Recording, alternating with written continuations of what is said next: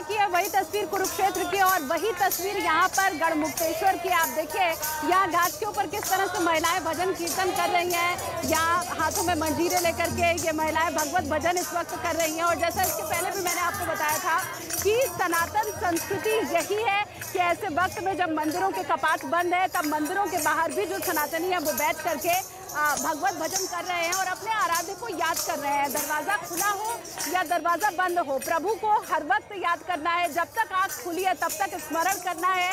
और वही तस्वीर यहाँ दिखाई दे रही है। राकेश जरा इधर दिखाइए, ये झूमते नाचते जो भक्तगण यहाँ पर है वो इन तस्वीरों में आपको दिखेंगे। और ये संकेत इस बात का है कि ग्रहण किसी के भी जीवन में लग जाए, कितना भी कठिन से कठिन वक्त क्यों ना आ जाए, वो वक्त ज़रूर बीतता है। और फिर उसके बाद एक नई सुबह आती है जिसमें हर कोई आपको पूछता है, जिसमें हर कोई आपको चाहता है और हर कोई आपकी जय जयकार करता है। ये जो ग्रहण है वो लगभग यही संदेश देता हुआ हर किसी को नजर आता है कि देखिए वो चंद्रमा जिसकी पूजा हर कोई करता है, न सिर्फ सनातनी। आप देखिए जब जो मुस्लिम है वो भी ईद का त्यौहार उसी चांद को देखकर मनाते हैं, लेकिन उस चांद के ऊपर भी आज ग्रहण लग गया तो फिर हम और आप, हमारी बैसाखी फिर क्या है।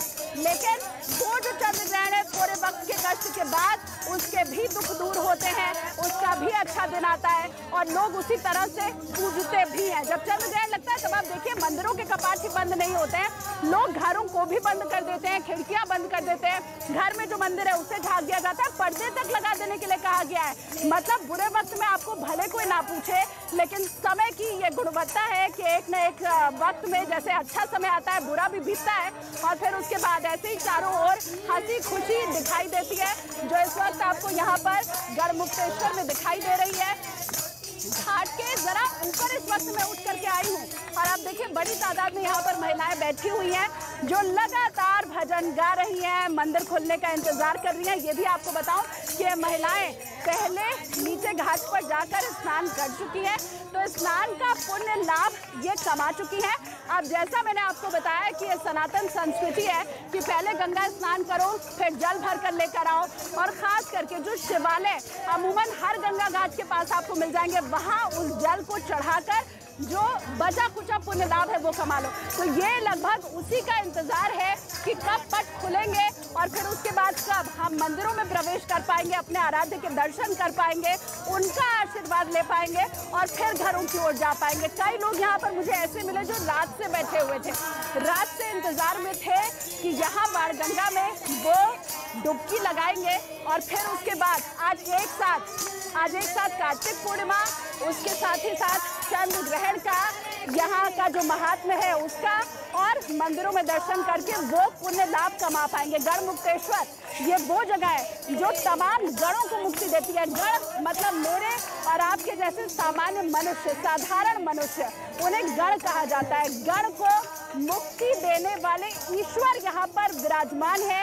ये संधि विच्छेद करके मैंने आपको गढ़मुक्तेश्वर का अर्थ बताया। गण मुक्ति ईश्वर जिससे मिलकर ये गढ़मुक्तेश्वर बना। तो महिलाएं जो कि घाट के ऊपर बैठकर लगातार भगवत भजन कर रही हैं। थोड़ा और आगे चलकर अगर मैं आपको दिखा पाऊँ, मेरे कैमरा पर्सन के साथ अगर मैं आगे आऊँ, तो जो स्नान का सिलसिला है वो अभी तक चल रहा है और अलग अलग जगहों पर मंदिर के कपाट भले ही बंद हो, भक्त बैठे हुए हैं और अपने आराध्य की पूजा अर्चना कर रहे हैं, उनका गुणगान कर रहे हैं। कब ये चंद्र ग्रहण का वक्त खत्म होगा इसका इंतजार कर रहे हैं और उसके बाद अंदर मंदिरों में जाकर प्रवेश कर वो दर्शन कर पाएंगे, इस बात का इंतजार है। मैं अब मुंबई का भी रुख कर लेती हूँ। जैसा इसके पहले एक अलग तस्वीर मुंबई की श्रेया ने आपको दिखाई थी कि कैसे सिद्धिविनायक मंदिर में भगवान गणेश का जो चेहरा है सिर्फ उसे ढका गया है ताकि गणेश के दर्शन के लिए जो लोग पहुंच रहे हैं, क्योंकि बड़ी दूर दूर से लोग आते हैं। श्रेया, मैं भी मुंबई आई थी, सिद्धिविनायक के मैंने भी दर्शन किए थे और ये वाकई बड़ी अच्छी परंपरा है कि दूर देश से जो लोग पहुंचे हुए हैं, दूसरे प्रदेशों से जो लोग पहुंचे हुए हैं, वो कम से कम आराध्य के दर्शन कर पाएंगे, वहाँ शीश नवा पाएंगे। श्रेया, अभी की तस्वीर पहुंचाइए।